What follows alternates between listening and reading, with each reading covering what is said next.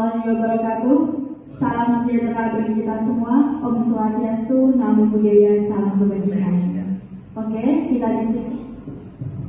Oke, selamat pagi Bu Arsiti dan juga selamat pagi untuk teman-teman semua. Semoga hari ini feelingnya baik-baik saja ya, dan juga tidak ada masalah problem-problem pada kalian semua.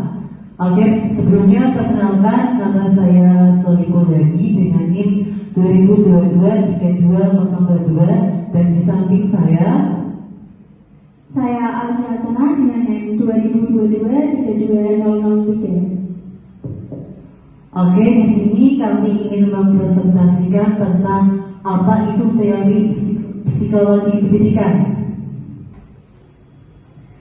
Di sini teori psikologi pendidikan itu ada 3. Yang pertama self monitoring, yang kedua self reinforcement, dan yang ketiga self regulasi. Yang pertama yaitu self monitoring. Apa itu sih self monitoring? Self monitoring yaitu sifat seseorang yang mampu memantau sekaligus mengendalikan cara membawa diri, emosi sekaligus perilaku ketika berada di situasi dan lingkungan tertentu.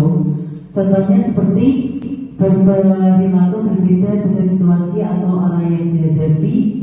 Dan contohnya itu ketika contohnya saya sendiri dengan Bu Asifir, dan sikap saya itu disesuaikan, yaitu jadi alat dan juga jadi kepribadian supaya itu-nya baik gitu. Terus contohnya lagi bisa berakting untuk menghibur orang lain. Dan bisa berakting itu maksudnya kita bisa menghibur. Contohnya Kak Doni ya. Di sini aku mau menghibur Kak Doni dengan candaan dan juga dengan hiburan lah. Intinya menghibur supaya dia dirinya mood lagi. Dan juga menyampaikan pendapat.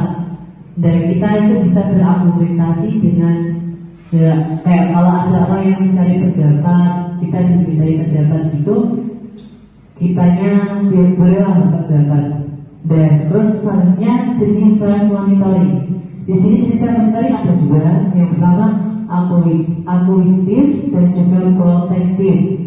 Yang akuistif untuk mendapatkan persetujuan atau perhatian dalam suatu hal pada orang lain.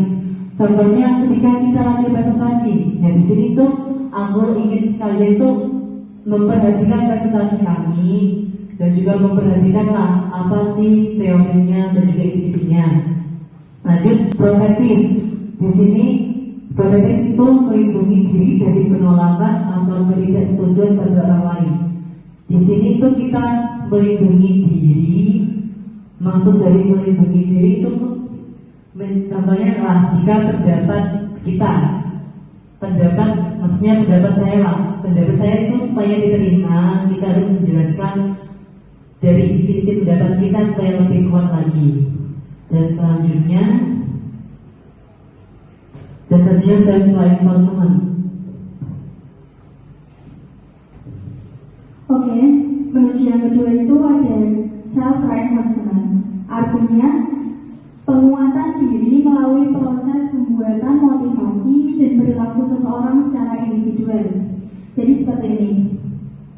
Self reinforcement itu bisa diartikan juga seseorang individu yang sedang melakukan penguatan dirinya kepada hal yang akan dilakukan setelahnya. Dia mau mengerjakan sesuatu itu dikuatkan terhadap diri sendiri. Contohnya ya, misal Bang Ikul itu menanamkan kepada dirinya sendiri bahwa setiap hari dia harus menghafal 5 kosakata. Jadi dalam dia menghafal 5 kosakata itu, dia akan memberikan bintang 1 kepada dirinya sendiri. Dan itu berjalan selama 1 minggu.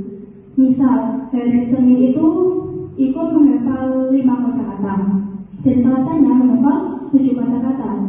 Jadi di hari Senin itu dia mendapatkan 1 bintang. Dan di hari Selasa juga mendapatkan 1 bintang karena 7. Dan di hari Rabunya itu ikut menghafal 10 kosakata. Jadi dia mendapatkan kelipatan dari bintang itu, yaitu 2 bintang.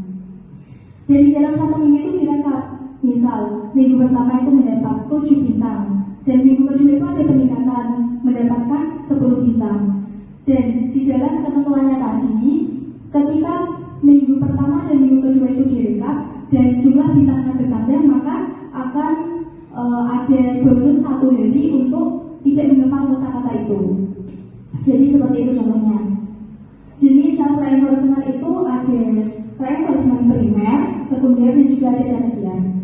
Reinforcement primer itu kebutuhan dasar manusia seperti makan juga termasuk pangan, sandang, dan tempat tinggal. Yang kedua itu ada reinforcement sekunder, kebutuhan untuk menambah kebahagiaan hidup. Contohnya, kita butuh motor untuk pergi ke kampus. Setelah itu kita butuh televisi untuk menonton siaran langsung, misal pertandingan sepak bola atau apa. Dan yang terakhir itu ada reinforcement tersier. Itu tuh maksudnya kebutuhan untuk menambah kebahagiaan hidup, tapi yang dalam tingkat atas.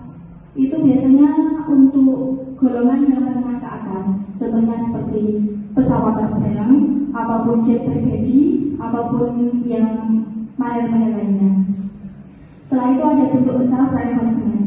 Yang pertama itu ada reinforcement positif, dan yang kedua itu ada negatif. Yang positif itu untuk menguatkan atau juga meningkatkan perilaku. Perilakunya itu dikuatkan.